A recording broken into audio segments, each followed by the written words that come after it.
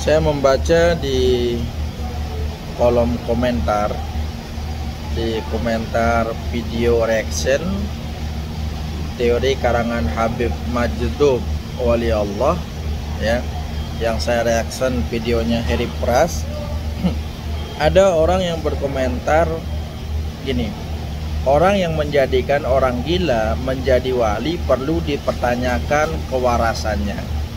Bayangkan kalau ada 1 juta orang yang hilang akalnya atau gila lalu dianggap wali, bisa-bisa semua orang atau setengah penduduk dunia menjadi gila juga.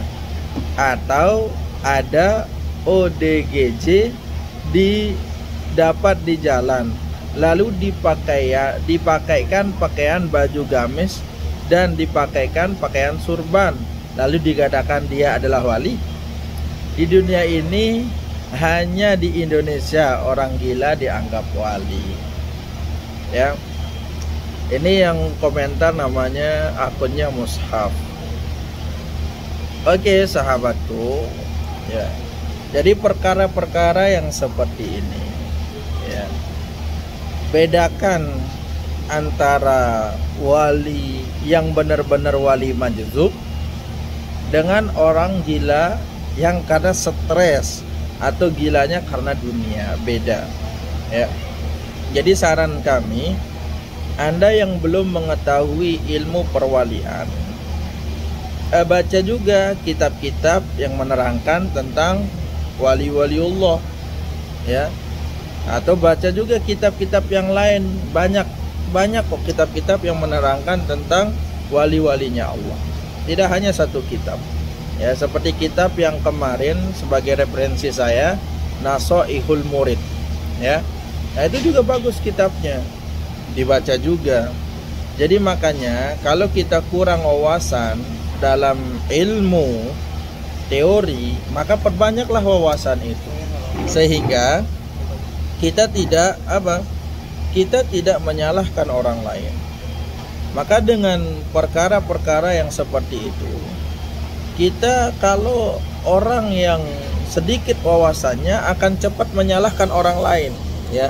Tapi saya tidak mengatakan wawasan saya banyak, tidak. Saya masih belajar, ya, belajar dan terus belajar, ya.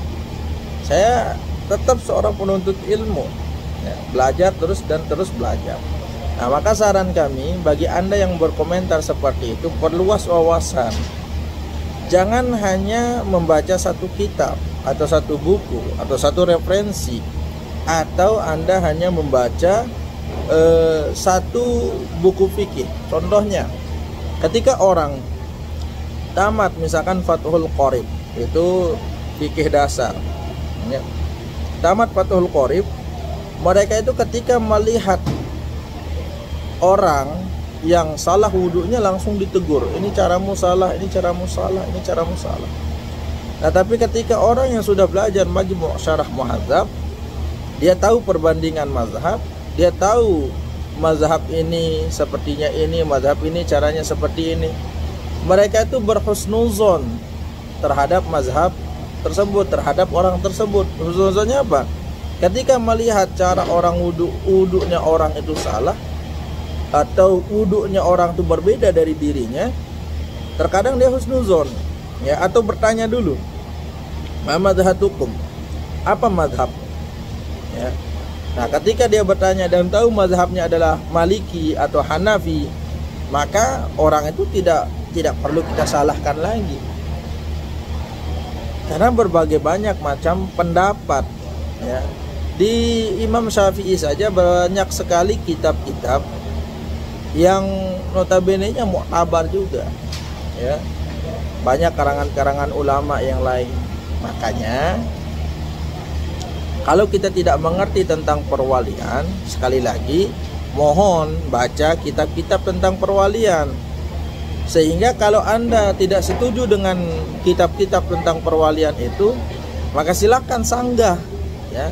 Kayak dulu Imam Al-Ghazali. Imam Ghazali tidak setuju tentang teori filsafat, tidak setuju tentang filsafat. Akhirnya beliau membaca filsafat, Nah, hingga akhirnya beliau berpendapat, oh tidak semua filsafat itu sesat atau salah. Nah itu saudaraku ya. Jadi kita harus bijak juga ya. Karena kita di Islam ini ingat, innallaha la yanzuru ila suwarikum wa ajsamikum walakinnallaha yanzuru ila qulubikum. Allah itu tidak melihat rupa dan wajahmu, tapi Allah itu melihat apa? Bagaimana hatimu. Jadi yang Allah tatap itu adalah hati. Yauma la yanfa'u malun wala banun illa man atallaha biqalbin salim. Ya, nanti di hari akhir tuh, hari kiamat tuh, tidak ada lagi yauma la yanfa'u malun, manfaatnya harta benda, wala banun atau anak, istri, keluarga. Tidak ada. Illa man atallaha biqalbin salim. Kecuali orang-orang yang datang kepada Allah Jalla Jalaluh dengan apa? Dengan hati yang bersih, hati yang salim, hati yang selamat. Ya, hati yang selamat itu bagaimana? Hati yang selamat daripada kotoran-kotoran hati, atau hati yang bersih daripada sifat-sifat tercela. Nah, ini yang perlu saudaraku, ya.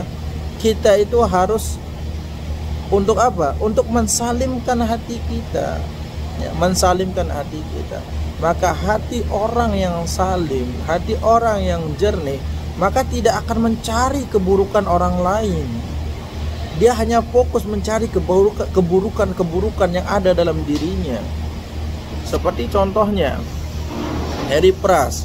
Harry Pras, saya bukan mengatakan hatinya nggak salim. Mungkin hatinya lebih salim daripada aneh, daripada saya. Ya, akan tetapi yang saya lihat selalu terus-menerus mencari kesalahan demi kesalahan orang lain. Ya.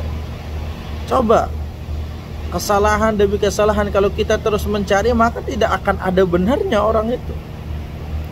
Dia reaksi inilah, dia reaction ini, seolah-olah orang itu tidak ada baiknya. Habib ini selalu dikomentarin, Habib itu selalu dikomentarin, kiai ini, kiai itu, semuanya dikomentar. Seolah-olah di dalam diri orang itu tidak ada baiknya. Kenapa kita tidak membicarakan kebaikan orang? Kenapa harus kita membicarakan keburukannya? Atau bagaimana kita bisa mengatakan hati orang itu salim kalau dia terus membicarakan keburukan orang lain? Nah, jadi saudara-saudaraku, ingat, yang perlu kita benahi adalah diri kita, hati kita. Bagaimana kita sampai kepada Allah dengan hati yang bersih, hati yang jernih. Maka saudara-saudaraku, karena sebab itulah kita harus benar-benar ya menjernihkan hati kita. Hilangkanlah sifat-sifat buruk yang ada dalam diri kita, termasuk su'udzon, ya. Makanya insya Allah kalau wawasan kita banyak dibarengi dengan hati yang salim, maka kita tidak akan cepat menyalahkan orang lain. Makasih saudaraku sudah berkomentar, dan ini respon kami tentang komentar tersebut. Mudah-mudahan kita semua dijaga oleh Allah Subhanahu wa Ta'ala, dan mudah-mudahan hati kita pun tetap dijaga oleh Allah Subhanahu wa Ta'ala, dan mudah-mudahan kita pun sampai kepada Allah dengan hati yang benar-benar selamat. Nah, itu saudaraku ya yang dicintai Allah Subhanahu wa Ta'ala. Jadi perbanyak wawasan, perluas wawasan ya. Karena kemarin yang kami sampaikan juga ada referensi kitabnya, namanya Nasaihul Murid, nama kitabnya ya. Nasihat-nasihat bagi orang yang ingin atau murid. Maka saudara-saudaraku yang dicintai Allah Subhanahu wa Ta'ala, perluas wawasan ya. Perluas wawasan supaya kita tidak cepat menyalahkan orang lain dan tidak selalu merasa diri kita paling benar, diri kita paling hebat daripada orang lain. Oke, sekian dari saya. Assalamualaikum warahmatullahi wabarakatuh.